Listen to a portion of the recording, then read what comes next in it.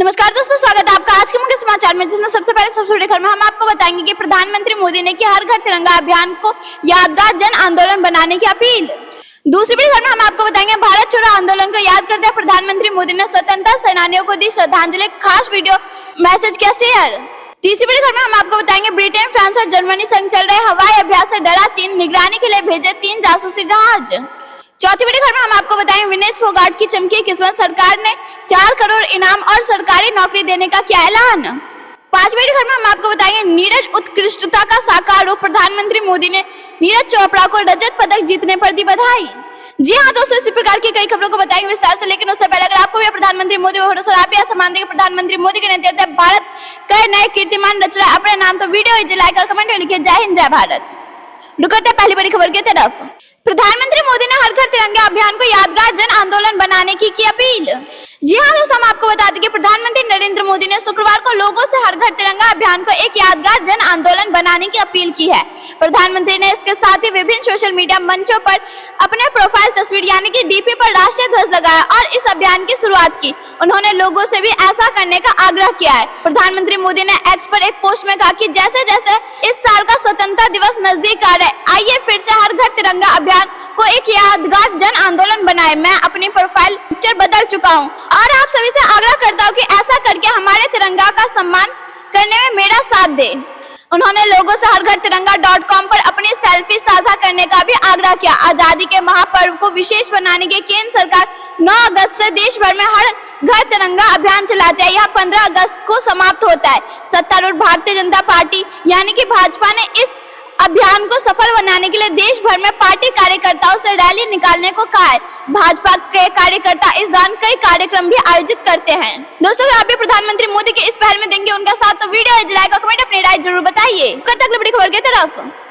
भारत छोड़ो आंदोलन को याद करते हुए प्रधानमंत्री मोदी ने स्वतंत्रता सेनानियों को दी श्रद्धांजलि, स्पेशल वीडियो मैसेज किया शेयर। जी हाँ दोस्तों, हम आपको बता दें कि 9 अगस्त का दिन भारतीय स्वतंत्रता संग्राम के एक इतिहास में एक महत्वपूर्ण स्थान रखता है। इस दिन की विशेषता इसलिए भी बढ़ जाती है क्योंकि इसी दिन 1942 में महात्मा गांधी के नेतृत्व में भारत छोड़ो आंदोलन की शुरुआत हुई थी।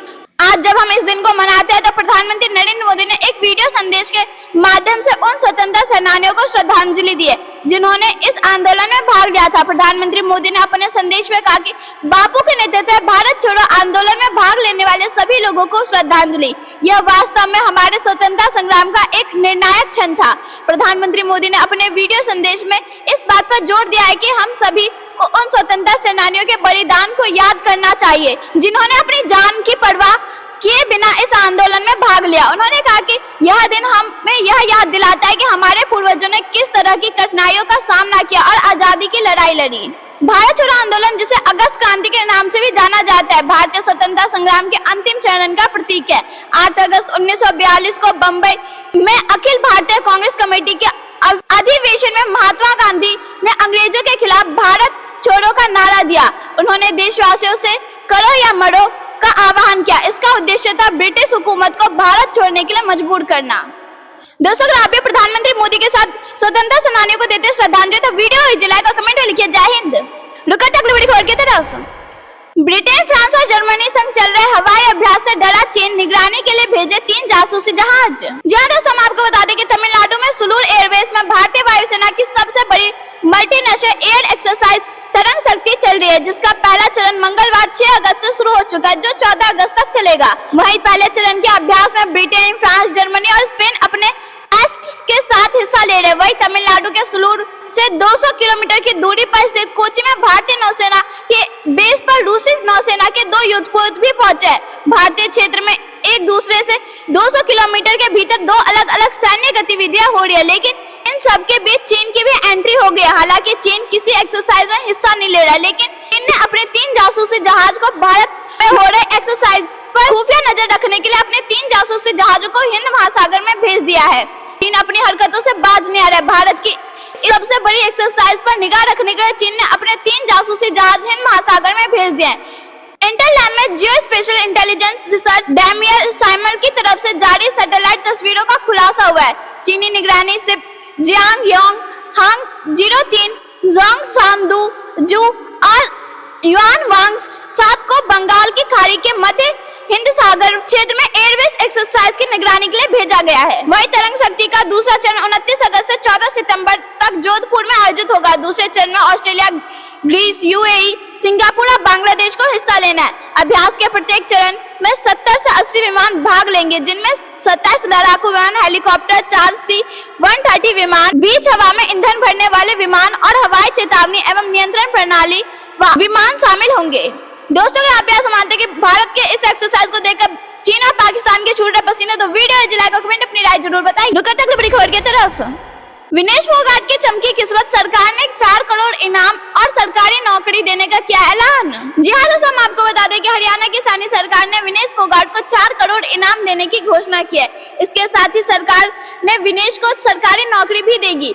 इसके अलावा मुख्यमंत्री नायब सिंह सैनी ने कहा कि पेरिस ओलंपिक में महिलाओं के 50 किलोग्राम फाइनल में निराशाजनक अयोग्यता के बाद गुरुवार को सेवानिवृत्त की घोषणा करने वाली पहलवान विनेश फोगाट का उनके गृह राज्य हरियाणा पहुंचने पर एक पदक विजेता की तरह स्वागत और सम्मान किया जाएगा। उन्होंने यह भी घोषणा की कि हरियाणा सरकार ओलंपिक पदक विजेता को दिए जाने वाले सभी पुरस्कारों और सुविधा के साथ उनका स्वागत करेगी। मुख्यमंत्री ने फोगाट को चैंपियन कहा क्योंकि उन्होंने शानदार प्रदर्शन किया और कुश्ती के फाइनल मुकाबले में जगह बनाई। सैनी ने एक्स पर एक पोस्ट में लिखा कि हरियाणा की हमारी बहादुर बेटी विनेश फोगाट ने शानदार प्रदर्शन किया और ओलंपिक के फाइनल में प्रवेश किया।